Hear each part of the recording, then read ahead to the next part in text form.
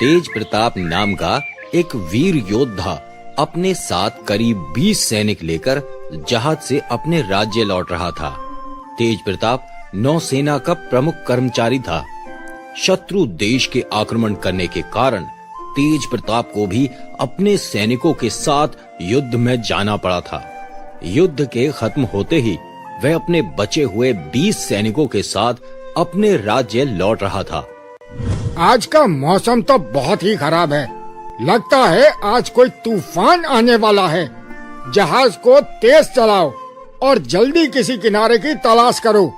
हमें जल्दी किसी किनारे का सहारा लेना होगा। सभी जहाज को और तेज चलाने लगते हैं। काफी देर तक जहाज समंदर में चलती रहती है। हुजूर, वह रहा किनारा। हमें जहाज को इसी टापू पर ही रोक लेना चाहिए। चलो जहाज को उस टापू की ओर ले चलो। आज हम इस टापू पर ही रहने वाले हैं। कल फिर से हम सफर शुरू करेंगे। जहाज को उस टापू पर ही रोका जाता है। चुन्नीलाल, हमारे पास और कितना वजन है? हुजूर, हमारा भोजन 20 लोगों के लिए बहुत ही कम है। इससे हम बस 2 दिन ही काट पाएंगे। यहाँ से हमारे राज्य तक पहुँचने में हमें करीब 1 हफ्ते का समय लग जाएगा। हमें इस टापू पर देखना चाहिए। हो सकता है यहाँ के लोग हमारी कुछ मदद कर दें। जहाज के लंगर गिरा दो। 6 लोग मेरे साथ चलो और बाकी सभी जहाज के पास हमारा इंतजार करना। तुम सब भोजन करके जहाज का ध्यान रखना। तेज प्रताप से लोगों को साथ लेकर उस टापू की अंदर की तरफ जाने लगते हैं। तेज प्रताप अपने साथ एक बड़े से पात्र में फलों का रस भी ले जाती है, ताकि वह उस टापू के लोगों को देकर बदले में उनसे कोई मदद मांग सके। हुजूर, मुझे ये जगह कुछ सही नहीं लग रही। तुम्हें तो कोई भी जगह सही नहीं लगती। तुम तो हो ही पागल। तुम लोग लड़ना बंद करो। जरा सा मौका मिलता नहीं कि शुरू हो जाते हो। टापू के अंदर कुछ दूर चलते ही उन लोगों को एक बड़ी सी गुफा नजर आती है। ये बड़ा सा गुफा देख करके किसी घर जैसा नजर आता है। लगता है किसी ने अपने हाथों से ये गुफा बनाई है। चलो इसके अंदर चलकर देखते हैं। सभी गुफा के अंदर चले जाते हैं। गुफा के अंदर जाकर वे देखते हैं कि वे गुफा दूध, दही और मलाई से भरा हुआ है। बड़े बड़े बर्तनों में दही, मलाई और दूध रखे हैं। हुजूर, यह गुफा तो खाने के सामान से भरा हुआ है। चलो ये सारा खाना लेकर चले जाते हैं। कर दी ना चोरों वाली बात। मुझे तो तुम खानदानी चोर मालूम होते हो। हुजूर, ये कालू हमारे जहाज से भी बहुत सारा सामान चुराता है। जुबान संभाल कर बात कर चिंटू। मैंने जहाज से कब कोई सामान चुराया? तुझे आदत है चोरी करने की। मुझे चोर कहता है। मुझे तो खबर मिली है कि तेरा बाप भी चोर था। आया बड़ा मुझे चोर कहने वाला। तुम लोग फिर से शुरू हो गए। अब की बार किसी ने एक शब्द भी कहा तो उसे इस टापू पर छोड़कर चला जाऊंगा। इस गुफा में खाना है, इसका मतलब कि यहाँ इंसान भी रहते हैं। ये जिसका भी गुफा है, हम उनका इंतजार करेंगे। अगर हम उनसे मांगेंगे तो वे हमारी मदद जरूर करेंगे। हमें ऐसा खाना चुराने की कोई जरूरत नहीं है। हुजूर, मुझे बहुत भूख लग रही है। भूख तो मुझे भी लग रही है। चलो हम सभी यहाँ से कुछ खा लेते हैं। यहाँ इतना सारा भोजन है, अगर हम थोड़ा सा खा भी लेंगे तो यहाँ के लोग बुरा नहीं मानेंगे। तेज प्रताप और उसके 6 सिपाही पेट भर के दही, मलाई खाते हैं और गुफा के एक कोने में बैठकर आराम करने लगते हैं। कितना आराम मिला खाने के बाद। अब तो मुझे नींद आ रही है। ठीक है, फिर तुम लोग थोड़ा सा विश्राम कर लो। सभी कुछ देर के लिए आराम करने लगते हैं। थोड़ी देर बाद गुफा के अंदर एक बड़ा दानव अपने कुछ भेड़ों के साथ आता है। आज का दिन कितना अच्छा था, मजा ही आ गया। चलो मेरे भेड़, सब अंदर जाओ। सभी पेड़ों के अंदर जाने के बाद दानव गुफा का दरवाजा एक बड़े से पत्थर से बंद कर देता है। दानव को देख तेज प्रताप और उसके सभी सिपाही खड़े हो जाते हैं और डर के मारे कांपने लगते हैं। कौन हो तुम लोग और मेरे इस गुफा के अंदर कैसे आए? हम मुसाफिर हैं। हमारा भोजन खत्म हो चुका है, इसलिए हम आपसे कुछ सहायता लेने के लिए आए हैं। मुसाफिर हो, सहायता भी चाहिए?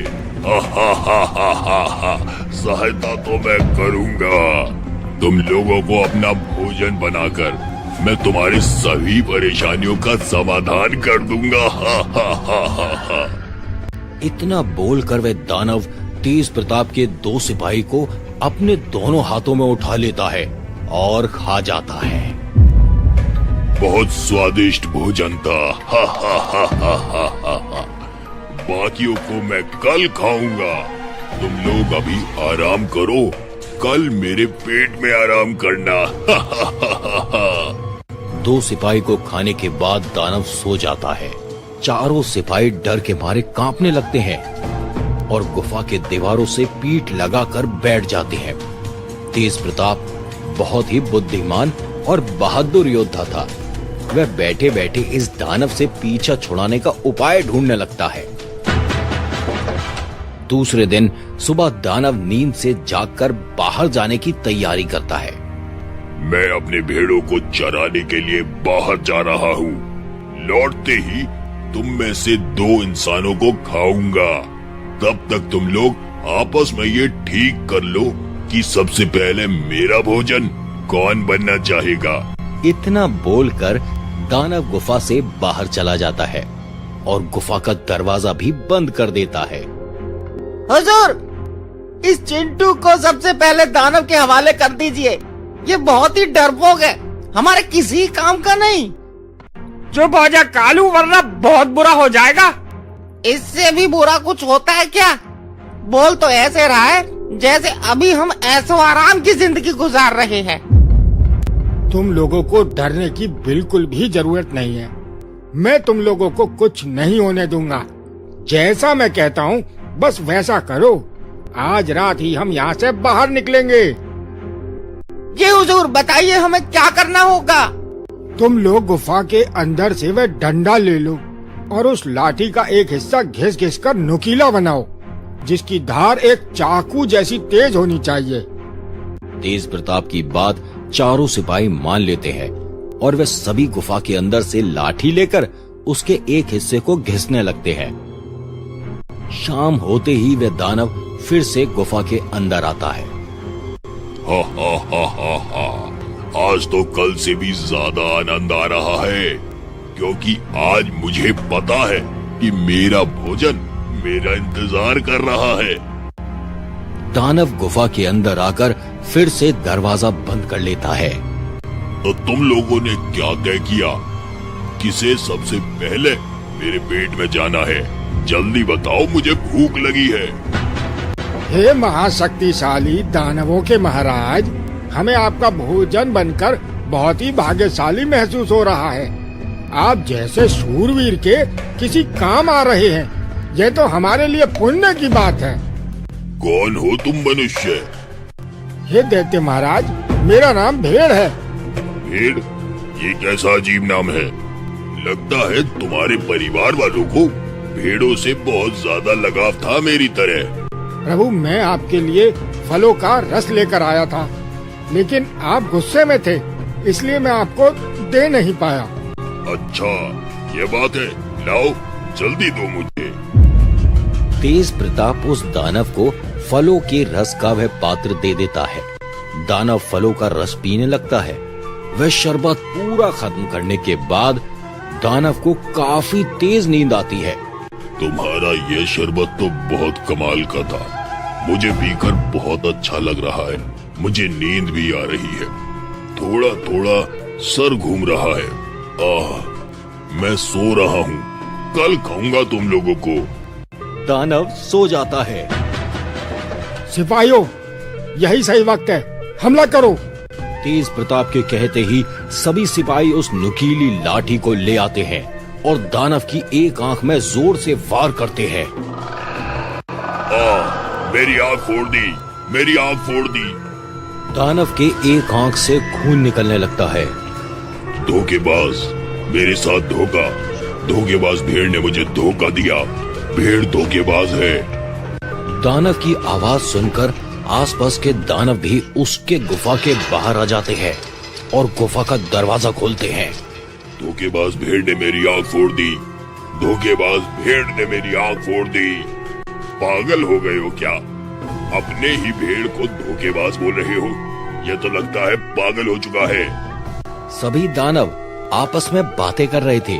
इसी मौके का फायदा उठाते हुए तेज प्रताप अपने चारों सिपाहियों को लेकर गुफा के बाहर निकल आता है और जंगल के रास्ते तेज भागने लगता है। वह सभी बिना पीछे देखे अपनी पूरी जोर लगाकर भागने लगते हैं।